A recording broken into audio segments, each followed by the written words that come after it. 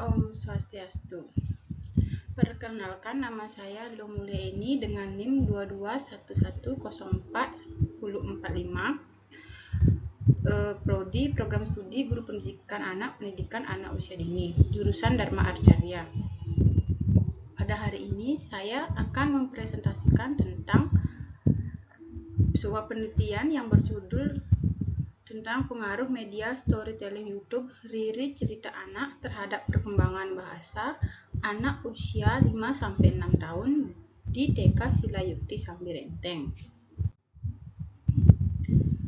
Adapun yang melatar belakangi saya mengambil penelitian ini yaitu berdasarkan observasi awal di TK Silayukti Sambirenteng bahwa ditemukan perkembangan bahasa anak di TK Silayukti Sambirenteng belum maksimal, dikarenakan penggunaan media pembelajaran yang monoton dan kurang kreatif, yaitu seperti penggunaan lembar kerja, majalah, dan buku paket yang secara terus-menerus membuat anak mudah bosan dan kurang mengekspresikan diri dan pasif dalam belajar serta tidak fokus. Sebagai solusi dari permasalahan tersebut, dibutuhkanlah inovasi media pembelajaran yang lebih menarik dan sesuai dengan karakteristik anak usia dini untuk mengoptimalkan kemampuan berbahasa mereka, yaitu bisa dengan pemanfaatan teknologi digital dalam proses pembelajaran. Salah satu alternatif media yang digunakan adalah media storytelling YouTube dengan kanal YouTube Riri Cerita Anak, yang dimana kanal YouTube ini menyajikan berbagai cerita bergambar lengkap dengan animasi, audio, serta narasi yang lebih menarik. Nah, dari permasalahan tersebut, didapatkanlah rumusan masalah dan tujuan penelitian. Untuk rumusan masalah dari penelitian ini adalah, apakah terdapat pengaruh media storytelling YouTube Riri Cerita Anak terhadap perkembangan bahasa anak usia 5-6 tahun di TK Silayukti Sambirenteng. Dan dari rumusan masalah itu dapat ditarik tujuan penelitian, yaitu untuk mengetahui apakah terdapat pengaruh media storytelling YouTube Riri Cerita Anak terhadap perkembangan bahasa anak usia 5-6 tahun di TK Silayukti Sambirenteng. Adapun manfaat dari penelitian ini yaitu yang pertama, manfaat teoritis. Manfaat teoritis ini, penelitian ini diharapkan dapat memberikan kontribusi bagi pengembangan teori mengenai perkembangan bahasa anak melalui media storytelling YouTube Riri Cerita Anak, dan penelitian ini dapat memperkaya kajian pendidikan anak usia dini dengan literasi digital. Dan manfaat praktisnya bagi guru. Bagi guru ini dapat menjadi referensi bagi guru TK Silayukti Sambirenteng dalam merancang dan melaksanakan kegiatan yang mengintegrasikan media digital untuk perkembangan bahasa anak usia dini. Yang kedua, bagi anak usia dini, dapat memberikan dampak positif bagi perkembangan bahasa anak-anak di TK Silayukti Sambirenteng dengan media storytelling YouTube Riri Cerita Anak. Bagi sekolah, dapat menjadi panduan bagi lembaga dalam menerapkan media storytelling YouTube Riri Cerita Anak sebagai metode pembelajaran yang lebih menarik dan efektif untuk meningkatkan perkembangan bahasa anak. Dan yang keempat ada bagi penulis. Dengan ini penulis dapat memperluas pengetahuan tentang perkembangan bahasa dengan menggunakan media storytelling YouTube Riri Cerita Anak.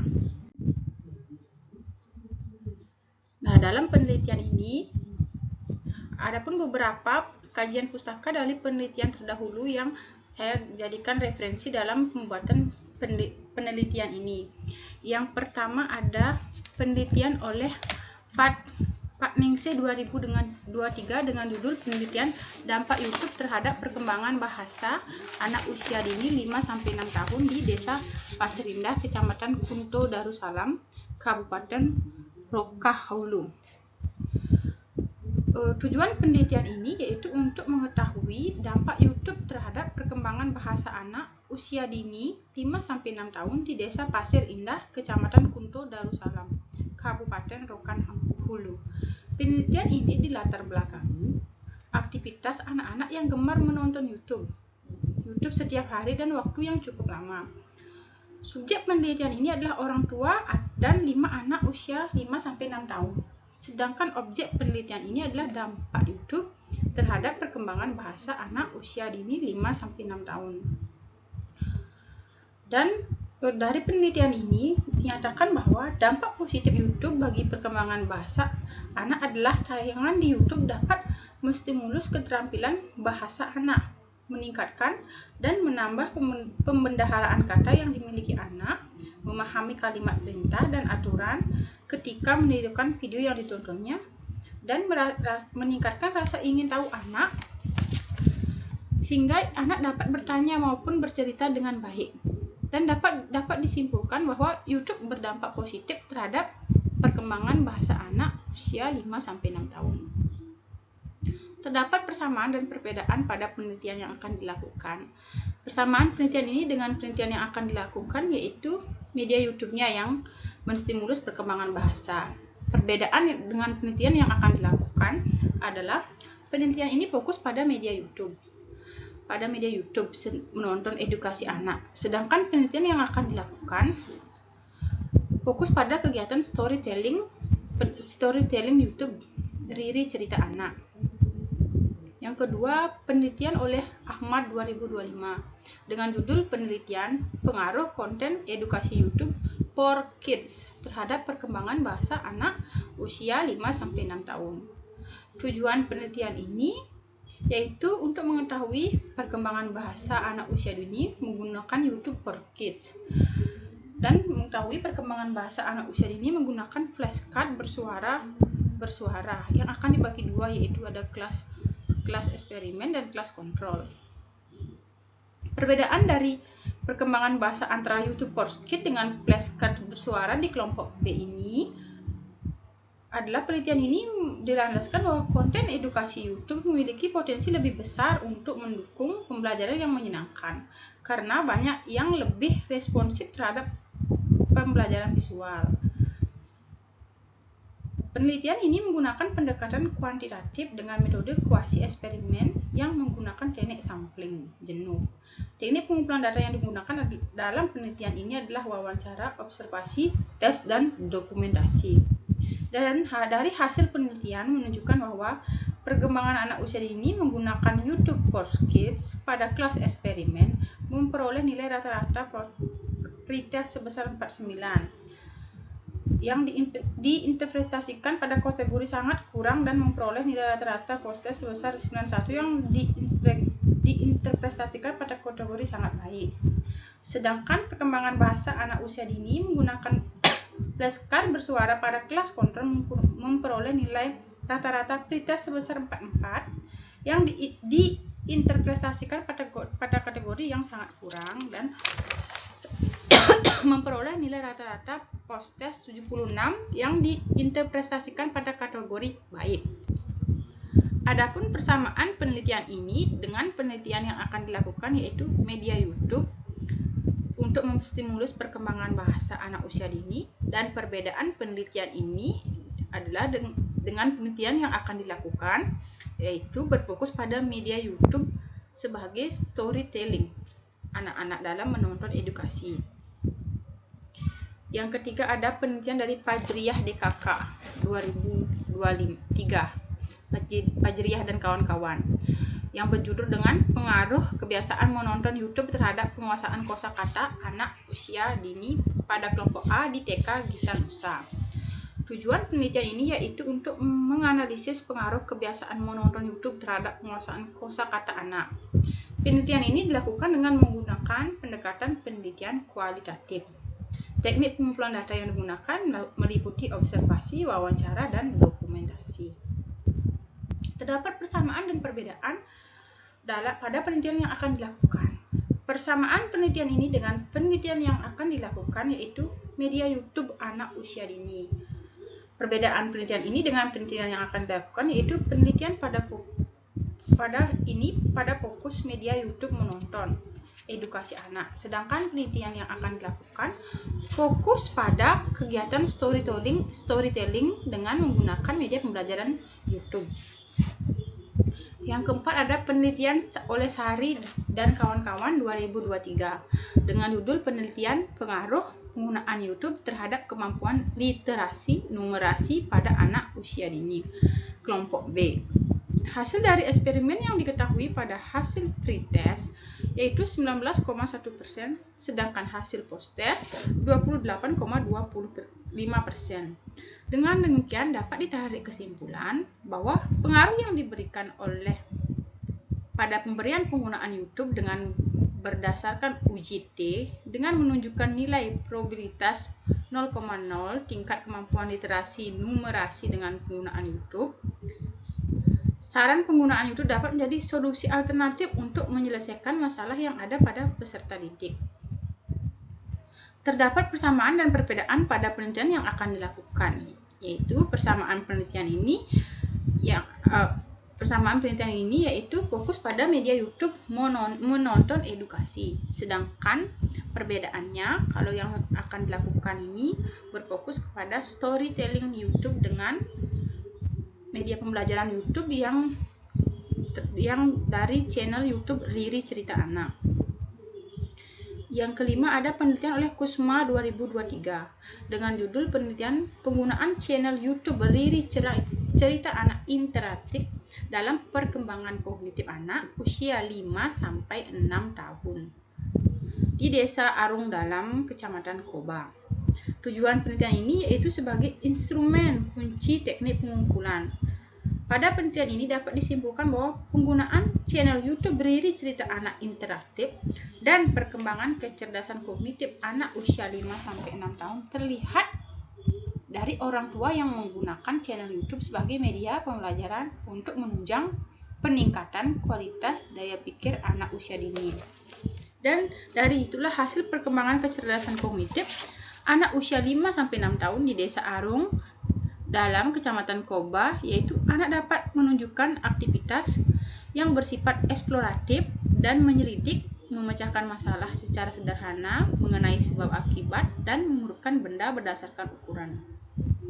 Adapun persamaan dan perbedaan dari penelitian ini dengan penelitian yang akan dilakukan. Persamaannya sama-sama menggunakan channel Riri Cerita Anak sebagai variabelnya. Perbedaan dari penelitian ini variabel terikatnya. Untuk penelitian yang terdahulu, variabel terikat untuk mengembangkan aspek kognitif. Sedangkan untuk penelitian yang sekarang akan mengembangkan aspek bahasa. Adapun konsep dari penelitian ini.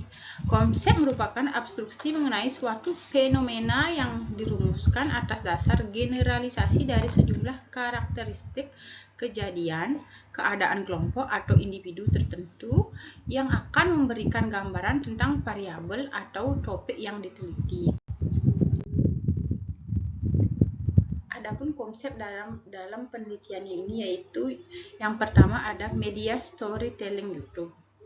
Media storytelling YouTube ini merupakan bentuk platform sebagai media pembelajaran yang menyampaikan cerita melalui kombinasi audiovisual yang menarik dan mudah dipahami oleh anak-anak dengan penyajian cerita secara naratif dan edukatif. Riri Cerita Anak, channel Riri Cerita Anak, yaitu merupakan media literasi digital yang menyajikan dongeng, fabel, dan cerita rakyat dalam bentuk animasi audiovisual serta buku interaktif sehingga memberikan pengalaman belajar yang menarik dan mudah diakses anak. Penggunaan media secara digital terbukti dapat meningkatkan minat baca serta kemampuan memahami cerita.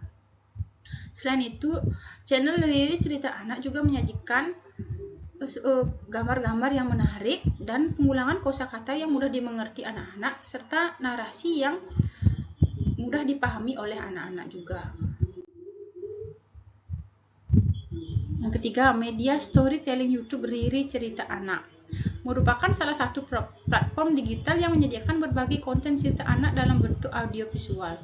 Konten cerita pada YouTube Riri menekankan penggunaan bahasa yang jelas, dialog interaktif dan kosakata yang bervariasi sehingga dapat memperkaya struktur kalimat anak dalam menyimak cerita. Yang keempat, perkembangan bahasa anak usia dini. Bahasa merupakan alat komunikasi yang digunakan setiap individu dalam berinteraksi dengan orang lain. Bahasa menjadi aspek yang sangat penting bagi manusia untuk melakukan komunikasi antar orang. Perlunya pembelajaran bahasa yang diharapkan dapat membantu anak didik mengenal dirinya, mengemukakan gagasan dan perasaan, dan berpartisipasi dalam kegiatan bermasyarakat. Yang kelima ada definisi anak usia dini. Anak usia dini merupakan usia anak yang sedang berada proses pertumbuhan dan perkembangan yang sangat pesat dalam berbagai aspek, dengan rentang usia 0 sampai 6 tahun. Di mana pada usia ini sering disebut dengan masa golden age, masa keemasan anak. Pada masa ini juga merupakan masa yang sangat penting dalam anak mendapatkan stimulus yang tepat pada pertumbuhan dan perkembangannya secara optimal. Anak yang baru lahir memiliki atau membawa banyak pengetahuan yang perlu orang tua asah dan juga kembangkan dengan dukungan lingkungan sekitar yang dapat membantu dalam proses perkembangan agar berkembang sebagaimana mestinya. Teori penelitian. Teori penelitian merupakan alur logika yang merupakan seperangkat konsep, definisi, dan proposisi yang disusun secara sistematis dan merupakan suatu ilmu yang relevan yang dapat digunakan untuk menjelaskan variabel yang akan diteliti sebagai dasar untuk memberikan jawaban sementara terhadap rumusan masalah yang diajukan. Ada dua teori yang saya gunakan dalam penelitian ini, yaitu teori behavioristik, yang dimana dalam teori ini menjelaskan bahwa belajar terjadi sebagai hasil dari proses pembentukan kebiasaan melalui hubungan antara stimulus lingkungan dan respon yang muncul dari peserta didik secara terukur dan diamati. Yang kedua, teori perkembangan bahasa Brunner. Teori perkembangan bahasa dalam Brunner yang dimana anak belajar melalui representasi enaktif, ikonik, dan simbolik secara bertahap dalam konteks perkembangan bahasa. Brunner menekankan bahwa scaffolding atau dukungan pendampingan yang sangat diperlukan agar anak dapat membangun kegiatan berbahasa secara optimal melalui berbagai kegiatan yang bermakna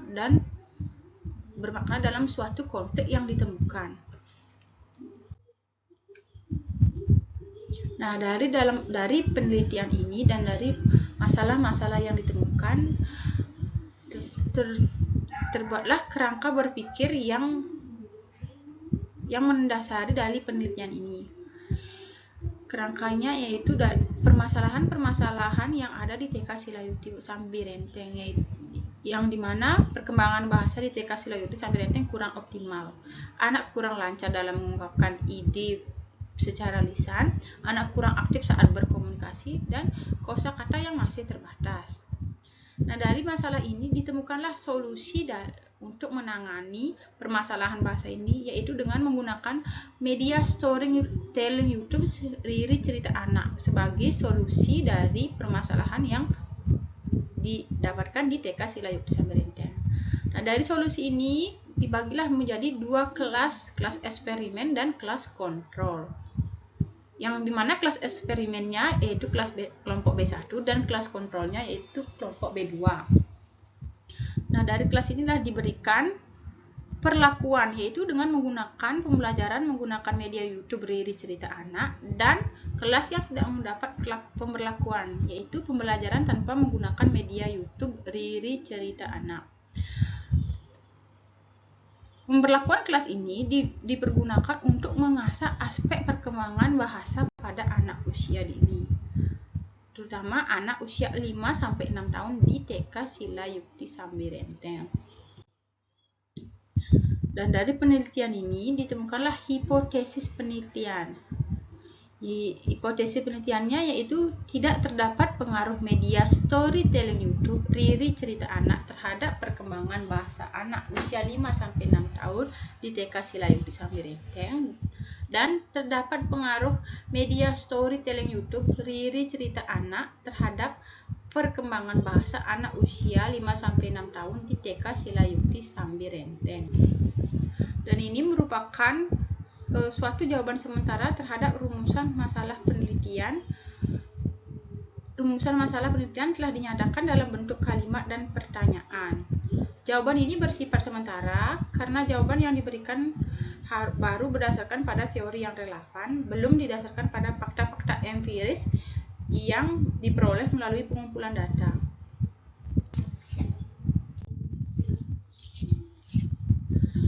Adapun jenis dan pendekatan penelitian yang akan dilakukan. Dalam penelitian ini berjenis penelitian kuantitatif dengan pendekatan kuasi eksperimen atau kuasi eksperimen desain. Jenis desain penelitian yang berarti jenis desain penelitian yang memiliki kelompok kontrol dan kelompok eksperimen tidak dipilih secara random.